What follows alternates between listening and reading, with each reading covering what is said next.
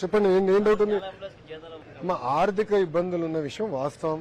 దానికి రాష్ట్ర ప్రభుత్వం, కేంద్ర ప్రభుత్వం అనేక మా కార్యక్రమాలు చేస్తుంది. ఇది రెగ్యులరైజ్ చేయాలని తప్పంతో మేము పనిచేస్తున్నాం. రాష్ట్ర ప్రభుత్వం నుంచి కూడా కొన్ని మినహాయింపులు కాబట్టి అవి కూడా చేశాము. ప్రైవేటీకరణ జరగదని 100 సార్లు నేను చెప్పాను. మళ్ళీ డౌట్ ఎందుకు ఉంది మీకు? ఆ డౌట్ ఎందుకు ఉంది? ఎందుకు తప్పుడు ప్రచారం మీరు నమ్ముతున్నారు? మంత్రి గారు వచ్చి చెప్పారు, ముఖ్యమంత్రి గారు చెప్పారు, ఉప ముఖ్యమంత్రి గారు చెప్పారు, మంత్రులు మేమందరం చెప్పాను. నేను విశాఖపట్నం అనేక సార్లు వచ్చా. గత 6 నెలల కనీసం 4-5 సార్లు వచ్చి ఉంటా విశాఖపట్నం. నేను చాలా క్లారిటీగా చెప్పాను. మళ్ళీ డౌట్ ఎందుకు? అంటే ప్రజలు కూడా దుష్ప్రచారం నమ్మకూడదు. ఫేక్ వాళ్ళు ఉంటారబ్బా, వాళ్ళకేం పనిపాటు ఉండదు. పూర్తిగా ఫేక్ న్యూస్ చేస్తారు.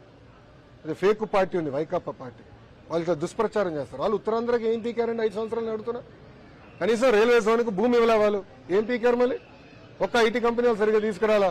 మేము తీసుకొచ్చాం టీసీఎస్. విశాఖపట్నం స్టీల్ ప్లాంట్ ప్రైవేటీకరణ జరగదు, ప్రైవేటీకరణ జరగదని ఎన్నోసార్లు చెప్పామని ఈయన చెప్తున్నాడు. Yes, very good, స్వాగతిస్తున్నాం.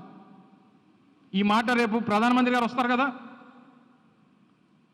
Visakhapatnam steel plant ప్రైవేటీకరణ జరగదు అని చెప్పి పెద్ద మనిషి నిన్న ప్రకటన చేశారు. ఎస్, స్వాగతిస్తున్నాం.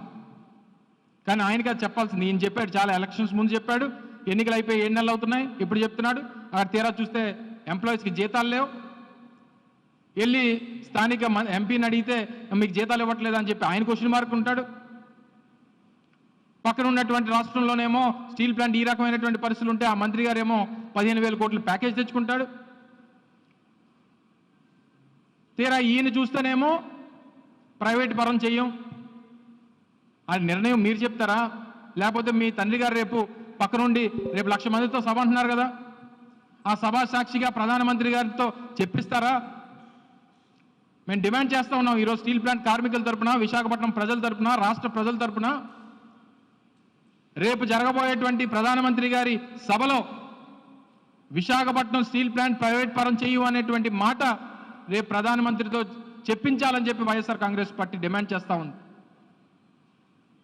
ఏ మేరకు చెప్పిస్తారో, నీ నోటు మాటగా ఉండిపోద్దో, లేకపోతే నీటి మీద రాతలుగా మిగిలిపోతాయో అనేటువంటిది మరో 48 గంటలు వేచి చూస్తే అర్థమైపోతుంది.